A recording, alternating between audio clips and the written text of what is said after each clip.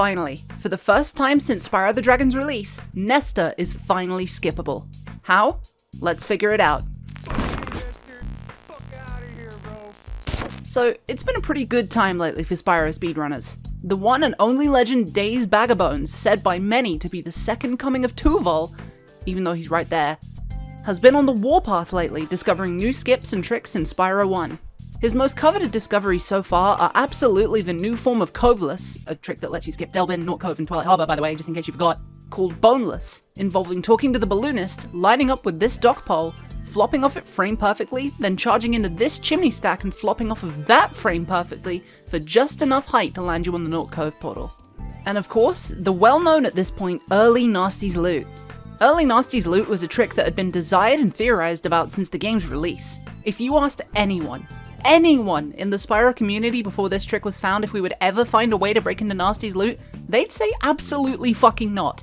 But by finessing your way underneath the Nasty Norkhead and positioning Spyro directly underneath the purple head's chin, you can cause a clip through the floor that needs to be immediately interrupted with a glide, charge, then charge gliding along the water polygons underneath the stage to jump into the loot head from underneath. This trick is pretty hard, but runners like Techo8, Spyrona, and Deoman have all made it work pretty nicely, and it even caused a new miscellaneous category to be created called Pseudo 120%. Anyway, I'm digressing, and just wanted to spread the good word about Days Bagabones' amazing discoveries, especially since I said I would cover what he's been up to 2 months ago. Oops. Let's talk about Big Green now. As I'm sure many of you are aware, when you start a new Spyro 1 save file and go to free the giant, blatantly obvious dragon directly in front of your face, you're immediately met with the frustration and agony that you're not able to skip his cutscene. You're forced to listen to this overgrown cucumber talk about finding dragons, finding balloonists, and passively aggressively berating you for being an overzealous little shit.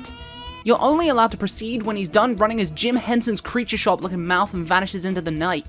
The funny part is, this version of this game lets you off easy. In earlier demos and prototypes of the game, trying to skip Nesta's cutscene would greet you with massive fuck off text at the bottom telling you to shut up and listen. Thank you, Ted Price, I definitely don't want to put this new game I'm playing in the bin. So before we go on to Nesta Skip specifically, let's talk about how freeing dragons works in this game. There are a few key states the game goes through when you free a dragon. Step 1, the pedestal lights up and your controls are locked. Step 2, there's a brilliant white flash, all enemies and objects around you temporarily despawn, you're temporarily invisible, you're forced to walk to the animation point, you can't pause, you can't control Spyro, you can't do shit. Step 3, there's another white flash, your controls are released, and you can get back to gameplay. So knowing that, surely there's no way to skip the animation, right? Right? Wrong! See this dragon directly outside of Crystal Flight? This is Boldar. Hello. He's a dick. He decided to get frozen in crystal just close enough to the portal so that if you enter it from the other side with the camera positioned in such a way that it takes a while to pan around and start the level load, Spyro can free him through the other side of the portal, then have the dragon animation be interrupted by the level load. If you had asked me about this skip a couple of days ago, I would have told you that this was the one and only dragon skip of its kind. Until Days Bagabones himself dropped this absolute banger in the Spyro speedrunning Discord.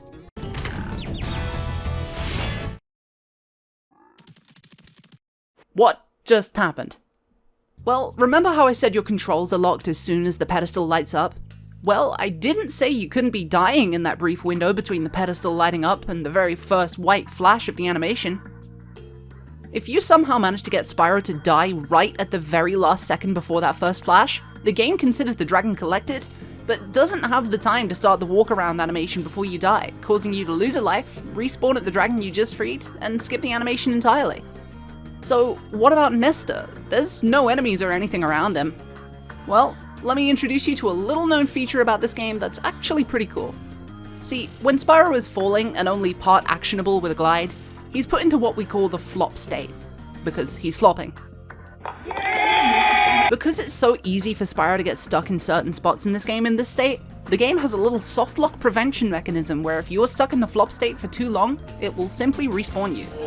This respawn mechanism is on a 120 frame timer and starts as soon as the flop animation starts. By now, I'm sure you can piece together how Nesta Skip works. Run up to the Crystal Dragon, jump, flop on him perfectly precisely so that he sits on top for about 3 seconds, spends the last second falling off, causes the pedestal to light up, then respawns before he can hit the ground, effectively skipping Nestor and his cutscene. Now for the big questions. 1. Is it viable?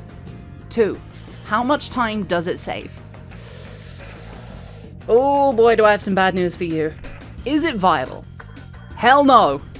The amount of precision down to the tiny game units you need to flop so perfectly and fall down within such precise timing to perform the skip is astronomically hard. Harder than almost all of the other skips in this game. The kicker? You want to know how much time it saves? It saves 16 seconds. Now, that doesn't sound too much for such a long category like 120%, but for the top level runners, 16 seconds is a lot of time saved that you'd otherwise be passing off if you didn't do this skip.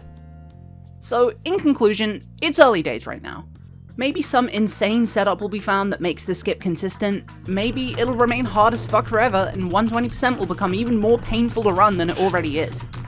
One thing's for sure though, it's so cool to finally see this jolly green giant shut the fuck up for once. Thanks for watching.